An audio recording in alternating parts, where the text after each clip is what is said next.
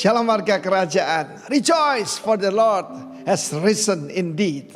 Bagaimana orang tahu bahwa Yesus itu sungguh-sungguh hidup dalam hidup kita? Saya sampaikan minggu yang lalu, dia melenyapkan kedukaan. Dia melenyapkan kebimbangan, keraguan-raguan, dan juga ketakutan.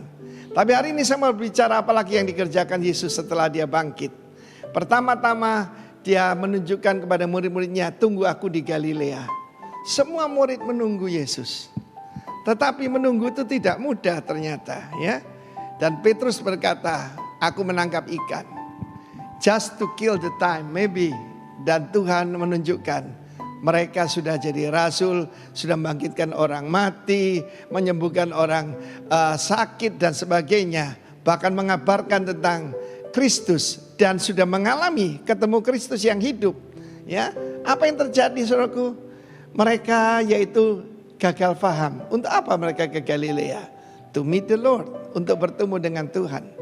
Kita sedang menantikan kedatangan Kristus kedua. Kebangkitan ini artinya kita menantikan kedatangannya, ya. Karena kita nanti akan merayakan kenaikannya ke sorga, pencurahan Roh Kudus dan menunggu kedatangannya. Tetapi yang luar biasa di sini, banyak orang bunuh diri. Why? Shame and guilt. Shame itu malu, dan kedua rasa bersalah. Kita tahu bahwa dua hal ini tidak bisa diselesaikan dengan ilmu apapun. Maaf. Tapi yang hanya bisa diselesaikan oleh kuasa Tuhan. Ketika Yesus di atas kayu salib, dia itu ditelanjangi sama sekali. Dan salibnya itu bukan di dalam kota atau tempat tertutup. Semua orang yang jarang sekali orang dihukum mati secara terbuka. Ada terjadi Timur Tengah yang pancung kepala dan sebagainya, rajam batu. Tapi ini betul-betul ditelanjangi. Tujuannya apa? Memberikan efek takut kepada orang yang melihatnya. Dan saudaraku, Yesus sudah tanggung itu buat saudara dan saya. Shame. Perhatikan orang yang dikuasai oleh ketakutan. Mereka menundukkan kepalanya. Mereka takut seperti budak. Salah satu nama Tuhan yang diperkenalkan oleh King David adalah He is the lifter of my head. Karena itu segala rasa malu karena bersalah dan juga guilty feeling. Banyak orang kenapa membunuh diri, benci pada dirinya sendiri, ya. Ada rasa bersalah. Rasa bersalah tidak bisa dihilangkan dengan apapun, apalagi cuma dengan obat penenang dan sebagainya.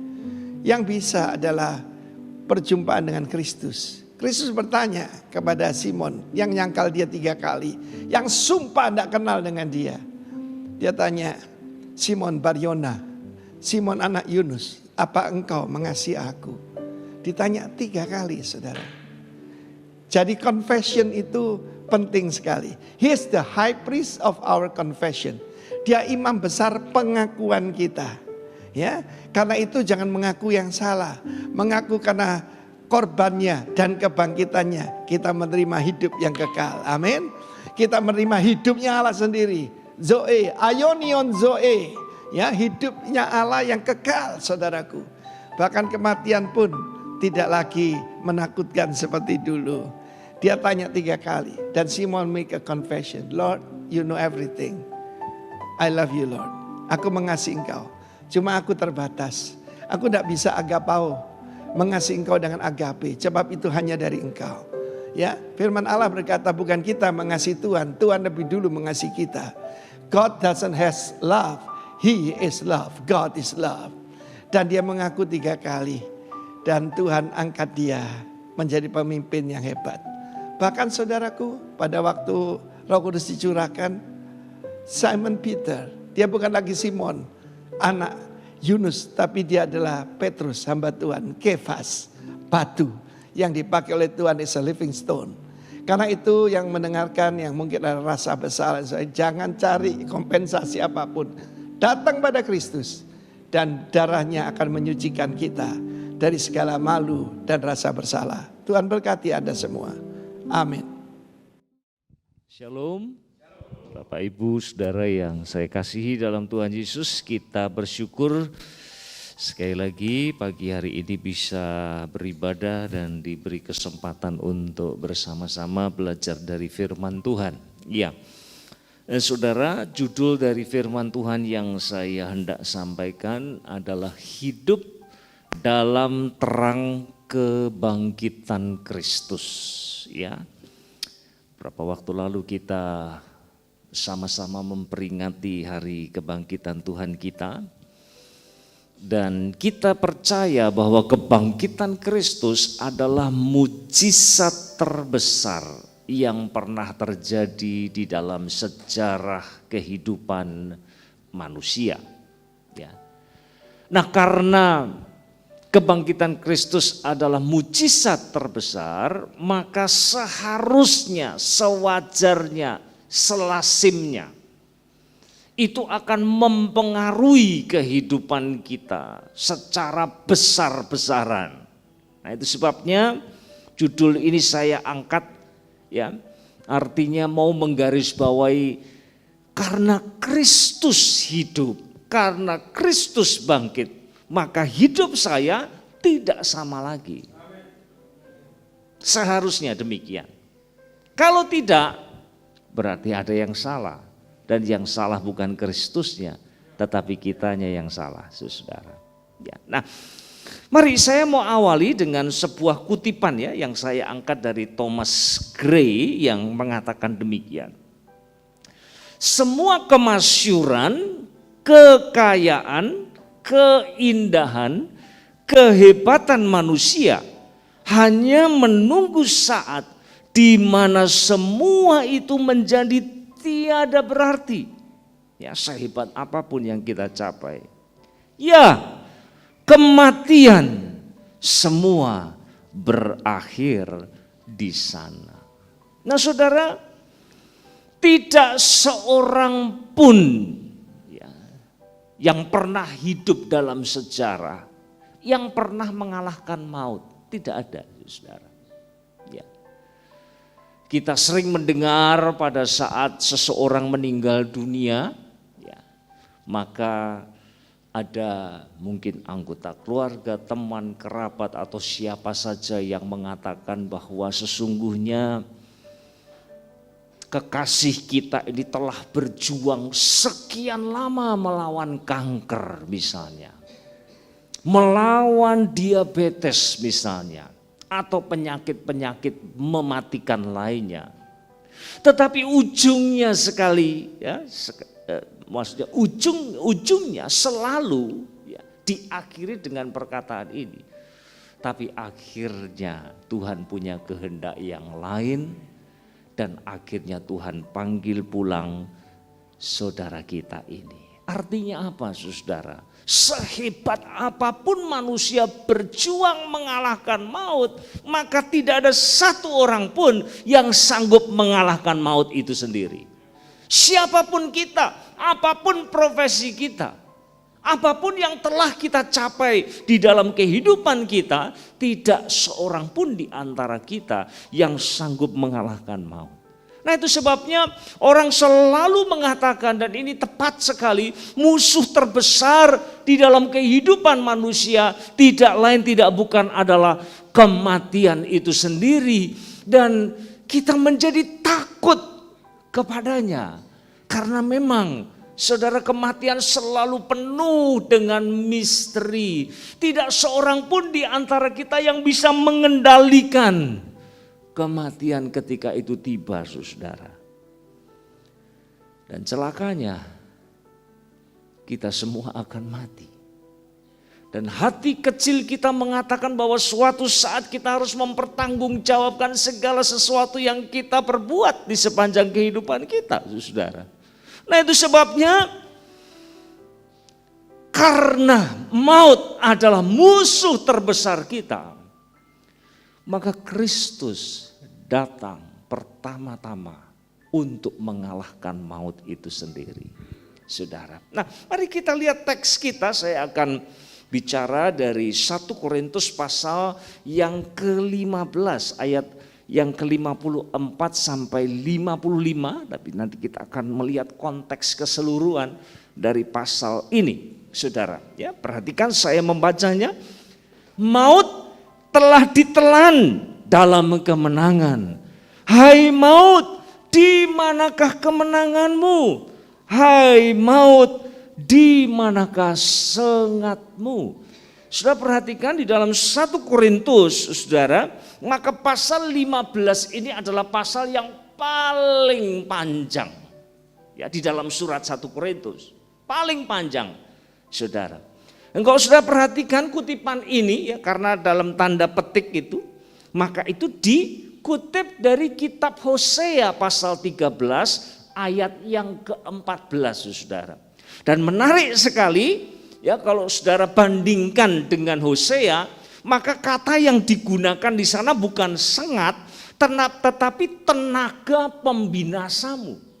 Ya, jadi bunyinya, hai maut, di manakah tenaga pembinasamu? Hai dunia, orang mati. Saudara, jadi seolah-olah maut itu punya kekuatan yang besar, dan kekuatan itu begitu merusaknya sehingga disebut tenaga pembinasamu. Dan memang pada kenyataannya tidak seorang pun yang dapat menaklukkan kematian itu sendiri. Nah, sekarang pertanyaannya saudara, kenapa kok Rasul Paulus di pasal 15 dari surat yang pertama kepada jemaat di Korintus, dia panjang lebar berbicara mengenai kebangkitan itu. Mari kita lihat konteksnya saudara, ayat yang ke-12 dan ayat yang ke-13 ya, 1 Korintus. Jadi bila mana kami beritakan bahwa Kristus dibangkitkan dari antara orang mati, bagaimana mungkin ada di antara kamu yang mengatakan bahwa tidak ada kebangkitan orang mati? Kalau tidak ada kebangkitan orang mati, maka Kristus juga tidak dibangkitkan. Nah, di sini kita mendapat sebuah petunjuk, saudara. Rupanya ada jemaat di Korintus yang mulai mempertanyakan ya, bahwa apakah kebangkitan itu benar-benar akan terjadi. Ya, mereka sudah mendengar barangkali bahwa Kristus telah bangkit. Lalu ketika mereka melihat kehidupan mereka sendiri, benarkah nanti suatu saat kami yang percaya kepada Kristus akan menerima tubuh kebangkitan itu? Ini pertanyaannya saudara. Jadi seluruh pasal 15 untuk menjawab pertanyaan ini. Dan Rasul Paulus dengan tegas, clear, jelas, tanpa ada keraguan sedikit pun, maka dia menggarisbawahi kenyataan, bukan mitos, kenyataan, fakta bahwa Kristus benar-benar telah bangkit dan dia menjadi yang sulung bagi kita orang-orang yang percaya kepadanya. Dan karena Kristus bangkit, maka kita pun kelak juga akan dibangkitkan. Saudara, menarik sekali ya, saya coba untuk kembali membaca kisah ya kebangkitan Kristus seperti yang ditulis oleh para penginjil sinoptik ya. Sinoptik itu ada 3, yaitu Injil Matius, Lukas dan Markus. Matius, Markus dan Lukas ya. Ada 3 itu, saudara. Injil yang keempat yaitu sebutan untuk Injil Yohanes, bukan sinoptik ya. Nah, saudara perhatikan ya, menarik sekali bagaimana terutama nanti kita akan melihat Markus dan Lukas mengisahkan tentang kebangkitan Kristus itu. Ya, mari kita lihat sama-sama karena ini akan meneguhkan apa yang Rasul Paulus katakan, saudara. Mari kita lihat Markus 16 ayat 9 sampai dengan ayat yang ke-11 ya, saya bacakan untuk kita. Saya sengaja tampilkan dalam satu layar, dalam satu slide ya, supaya kita bisa melihat secara keseluruhan. Biasanya saya potong-potong, tapi kali ini tidak, saudara. Saya bacakan. Setelah Yesus bangkit pagi-pagi pada hari pertama minggu itu, ia mula-mula menampakkan dirinya kepada Maria Magdalena. Daripadanya Yesus pernah mengusir 7 setan. Lalu perempuan itu pergi memberitahukannya kepada mereka yang selalu mengiringi Yesus. dan yang pada waktu itu sedang berkabung dan menangis. Perhatikan ayat yang ke-11. Tetapi mereka, ketika mereka mendengar bahwa Yesus hidup dan telah dilihat olehnya, ya, oleh Maria Magdalena, apa respon mereka? Reaksi mereka apa? Mereka tidak percaya. Kenapa? Karena Maria Magdalena adalah seorang perempuan, saudara. Seorang perempuan. Dan kesaksian seorang perempuan dalam tradisi Yahudi itu dianggap setara dengan kesaksian seorang pencuri. Nah, kalau kita ketemu sama pencuri, ketangkep basah lalu dia ngomong, oh saya enggak lagi nyuri, percaya atau tidak? Tidak ada yang percaya dengan perkataan seorang pencuri, saudara. Dan ini bukan satu-satunya. Ya, mari kita lihat selanjutnya di dalam Lukas pasal 24 ayat 10 dan 11. Perempuan-perempuan itu, lagi-lagi perempuan, saudara. Ya, saya kira ini bukan kebetulan karena beberapa hari yang lalu kita memperingati Hari Kartini. Ya, perempuan-perempuan itu adalah Maria dari Magdala dan Yohana dan Maria ibu Yakobus. Dan perempuan-perempuan lain juga yang bersama-sama dengan mereka memberitahukannya kepada rasul-rasul. Perhatikan ayat 11, lagi-lagi kita temukan hal yang sama. Tetapi bagi mereka perkataan-perkataan itu seakan-akan omong kosong. Dan mereka tidak percaya kepada perempuan-perempuan itu. Saudara, saya mengajukan sebuah pertanyaan di sini. Kenapa?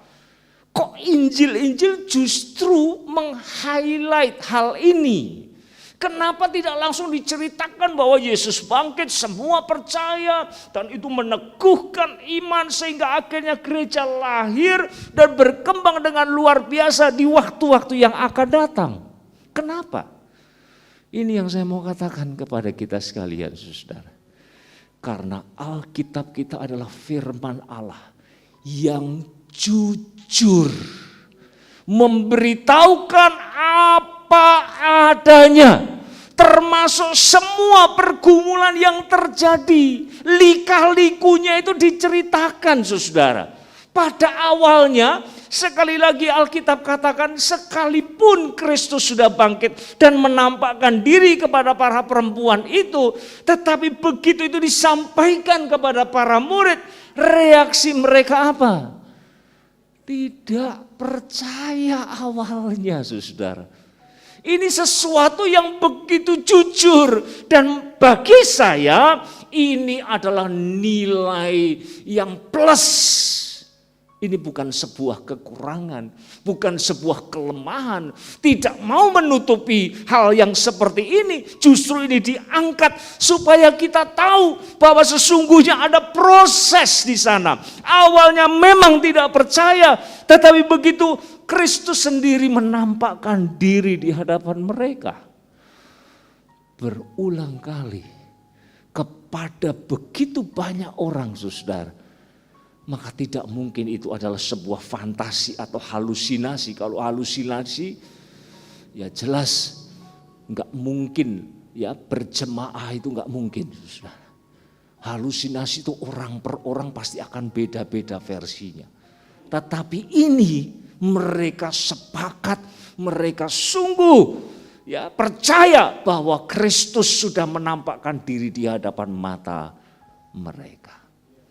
Dan itu sebabnya, saudara, ada perubahan yang begitu besar. Mereka yang tadinya bingung, mereka yang tadinya ketakutan, mereka yang tadinya cemas karena jangan-jangan setelah Kristus kami giliran ditangkap dan kemudian dieksekusi mati juga. Karena dianggap bahwa mereka adalah sebuah gerakan yang subversif, ya, di mata pemerintahan Romawi, saudara. Tetapi begitu Kristus menampakkan diri di hadapan mereka, mereka berubah total dari yang takut menjadi seorang pemberani yang luar biasa, memberitakan kebangkitan Kristus itu sendiri. Saudara, ada sebuah pemikiran, ya, yang dikembangkan dan selalu ini menjadi sebuah katakanlah sebuah serangan ya terhadap kekristenan, bahwa sebenarnya apa yang diceritakan oleh para rasul itu adalah tipuan saja, dusta saja itu. Nah, saya mau tunjukkan ini saudara ya, ada sebuah kutipan yang saya angkat dari William Paley, ini menarik sekali ya. Dan sekali lagi ini meneguhkan kebangkitan Kristus. Ya, saya angkat untuk kita sekalian. Mungkinkah mereka, yaitu para rasul, bersikeras untuk menyatakan bahwa mereka melihat apa yang sebenarnya tidak mereka lihat, menyatakan sesuatu yang tidak mereka ketahui, pergi kemana-mana berdusta dan pura-pura mengajarkan kebaikan, tetap bertahan dan bergiat membawa diri mereka kepada hal-hal yang sia-sia. Dan perhatikan di sini, yang punya konsekuensi apa? Dimusuhi, dibenci, bahkan bahaya dan kematian. Saudara bayangkan, mungkin atau tidak, kalau kita berdusta biasanya karena dusta itu akan mengamankan kita. Kita pasti dapat keuntungan dari dusta itu sehingga saya mau berdusta dan terus mempertahankan dusta itu. Tetapi perhatikan di sini, para rasul kalau sungguh mereka berdusta, pertanyaannya mereka dapat apa dari dusta itu? Tidak ada keuntungannya sama sekali. Justru mereka akan diperhadapkan dengan bahaya bahkan kematian, saudara. Jadi kalau demikian mari sama-sama kesempatan ini kita akan sekali lagi mendeklarasikan iman kita. Bahwa Kristus sungguh-sungguh telah bangkit dari kematian. Itu adalah sebuah fakta, bukan sebuah mitos. Saudara, seorang menegaskan kebangkitan Kristus dengan cara yang begitu indah. Ya, saya cari gak ketemu sumbernya dari mana, anggap saja unknown ya sumbernya saudara. Tapi yang penting esensinya, mari kita perhatikan. Kubur tak kuasa lagi menahannya. Kematian itu memang kuat, tetapi kehidupan lebih kuat lagi. Kegelapan itu kuat, tapi terang lebih kuat lagi. Kejahatan itu kuat, tapi kebenaran lebih kuat lagi. Apa itu sesungguhnya, saudara? Kalau bukan kuasa dari kebangkitan Kristus. Amin, saudara. Tidak boleh seorang pun di antara kita yang meragukan lagi apakah Kristus benar-benar bangkit. Dan kalau benar-benar Kristus bangkit, suatu saat kita pun akan menerima tubuh kebangkitan itu. Nah sekarang pertanyaannya saudara, sekarang saya masuk ya kepada pokok yang sesungguhnya kita mau diskusikan pada pagi hari ini. Apa itu? Sambil menunggu nanti kita menerima tubuh kebangkitan itu, sepanjang kita hidup di muka bumi ini, apa yang harus kita kerjakan, saudara? Kan itu yang penting. Hidup dalam terang kebangkitan itu kehidupan yang seperti apa? Nah disinilah Rasul Paulus selalu komplit kalau bicara, saudara. Mari kita lihat di ayat yang ke-58 sekarang, masih di pasal yang sama. Karena itu saudara-saudaraku yang kekasih ya, karena itu nyambung gitu ya. Setelah membahas panjang lebar mulai ayat yang pertama sampai 57 tentang kebangkitan Kristus dan kebangkitan kita orang-orang yang percaya kepadanya. Karena itu ya, saudara-saudaraku yang kekasih, berdirilah teguh, jangan goyah dan giatlah selalu dalam pekerjaan Tuhan, sebab kamu tahu bahwa dalam persekutuan dengan Tuhan jerih payahmu tidak sia-sia. Dua hal di sini saudara ya, kalau mau saya peras maka keluar santannya ini, intinya ini ada dua. Simple saudara, kita semua tahu. Pertama apa? Kita harus berakar kuat.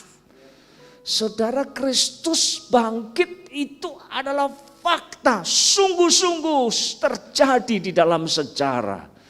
Dan itulah yang menjadi pondasi di atas mana gereja berdiri, saudara.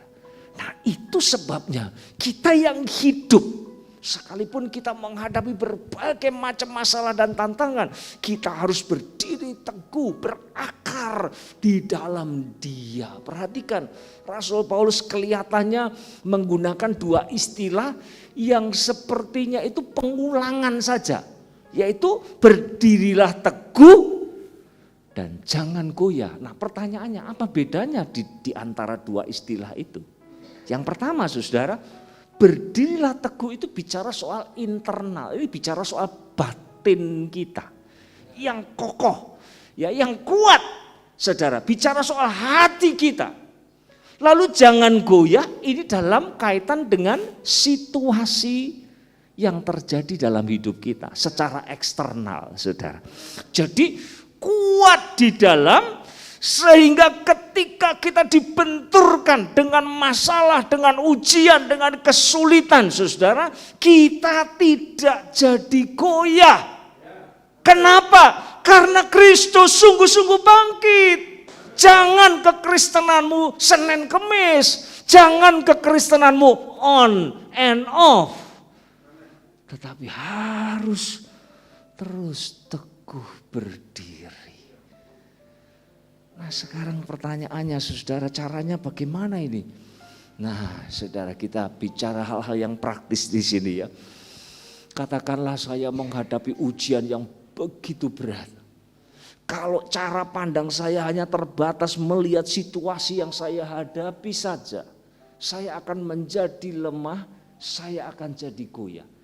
Tapi kalau sudut pandang saya terus ke depan, menantikan hari di mana saya pun akan dibebaskan dari segala masalah, dan saya akan menerima yang tidak binasa itu, kata Rasul Paulus, saudara, pengharapan itu akan muncul kembali. Amin. Kita akan kuat di dalam menghadapi berbagai macam tantangan dan masalah dalam kehidupan kita. Pertama, pegang teguh pengharapan akan kebangkitannya. Lalu yang kedua, ini yang susah, saudara ya. Enak kalau cuma ngomong, ya pegang teguh, ngelihat, tapi membangun pondasi yang kuat dalam hidup kita itu bukan soal yang mudah. Bukan soal yang mudah. Ya, kapan hari saya melayani di pembekalan di satu gereja, ya saya mendapati ya ternyata pelayan-pelayan juga nggak punya disiplin rohani yang kuat, saudara. Ya, kita tahu firman Tuhan itu adalah kebenaran. Dan tidak mungkin kita bisa bertumbuh tanpa mengenal kebenaran itu. Artinya tanpa membaca dan merenungkan firman Tuhan. Tetapi betapa sering kita gagal untuk membangun disiplin rohani ini. Saudaraku yang dikasih oleh Tuhan. Inilah yang akan membuat kita jadi kokoh. Persoalannya, saudara, seringkali kita mau jadi kuat, tetapi sayangnya kita tidak mau melakukan apa yang menjadi bagian kita. Dan ini tidak boleh, saudara ya. Saya pernah dengar seorang ya ibu yang cerita kepada saya, Pak, aku itu loh, nggak kanti Pak, aku ini nggak sabaran. Aku naik baca renungan harian ya, waktu itu ya masih fisik begitu ya, dalam bentuk buku itu ya, buklet kecil itu. 1 bulanan, saudara ya. Lalu dia katakan kepada, boleh enggak tahu Pak, kalau saya baca sekaligus satu selesai gitu, 1 kali jalan selesai, besok enggak usah baca-baca lagi, kan enak toh Pak, aku bisa langsung bangun terus kerja. Loh, ya saya bilang, coba makan buahnya, sebanyak-banyaknya, makan apa saja, rawon atau apa 1 hari buahnya, terus 1 bulan ke depan enggak usah makan, bisa enggak hidup? Oh iya enggak bisa ya Pak. Loh, saudara, ini yang penting. Bersendirian dengan Tuhan, tenggelam dalam persekutuan dengan Dia dan dengan firman-Nya, itulah yang akan membuat kita kokoh, teguh di dalam Dia. Lalu bertumbuh melalui ibadah dan pengajaran. Saudara, ini yang sering kali kalau kita mau jujur ya dalam tradisi kita, ya gereja-gereja Pentakosta karismatik ini yang lemah saudara. Ibadah oke lah. Tetapi dari sisi pengajaran ini, saudara saya harus akui kita banyak kekurangannya di situ. Selalu di mana-mana kalau ada PA, pertama yang datang ya lumayan. Lambat laun menyusut. Wis gak ketok kabeh saudara. Itu yang terjadi. Kenapa angel Pak? Ya, kita ini diciptakan oleh Tuhan itu saudara bukan hanya makhluk yang spiritual tetapi juga intelektual. Ini juga perlu diisi. Perlu belajar saudara. Tidak heran mudah sekali kita diombang-ambingkan dengan pengajaran yang aneh-aneh itu. Gak boleh vaksin katanya ada antikrisnya di situ. Oh, apa hubungannya Sinovac sama antikris di situ 666 ini kan gak ngerti saudara. Tapi orang begitu mudah terima itu. Dan seringkali orang menolak untuk divaksin gara-gara ya pemahaman yang salah saudara. Dan saya kira ini bukan hanya dalam kekristenan. Mereka-mereka yang bersedia menjadi pengantin, ya, jadi bomber itu kenapa? Karena mereka sudah didoktrin dengan pengajaran yang salah.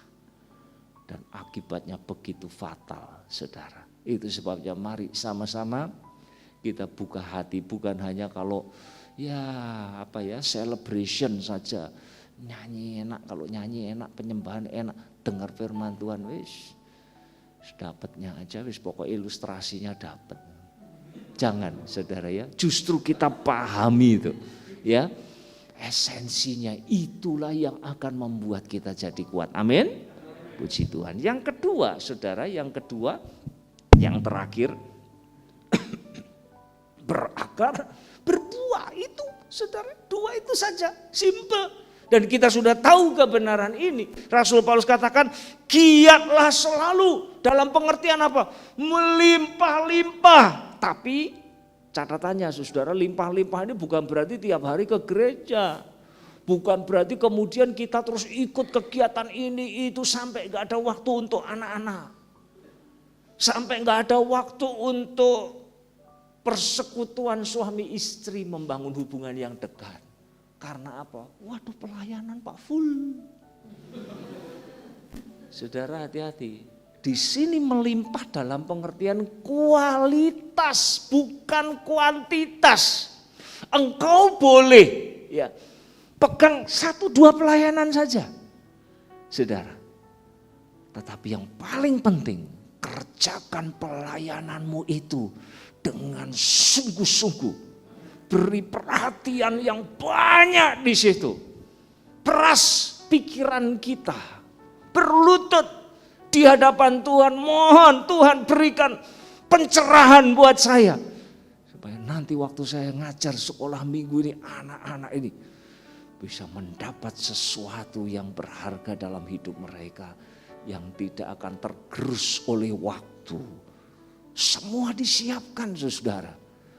Saya dalam pembekalan yang lalu ini kebetulan pelayan-pelayan ibadah. Saya katakan kepada, mohon maaf ya ini bukan nyinggung WL atau singers ya, tapi ya saya singgung juga sih.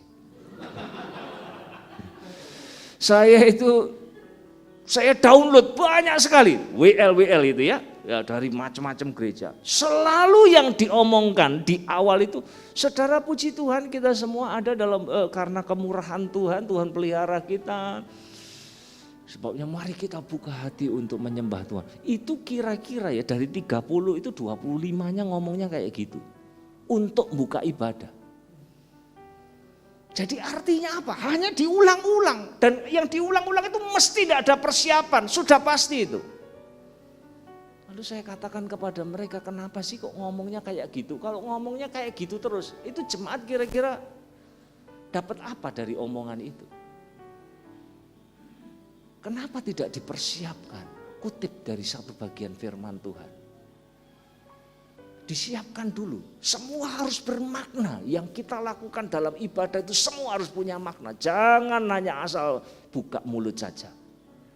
Dan saya yakin kalau semua dipersiapkan dengan baik, maka semua akan jadi berkat untuk semua yang hadir, saudara. Jadi kualitas. Lalu yang berikutnya, dalam pekerjaan Tuhan. Nah ini juga penting. Dalam pekerjaan Tuhan. Pekerjaan Tuhan itu dalam pengertian apa?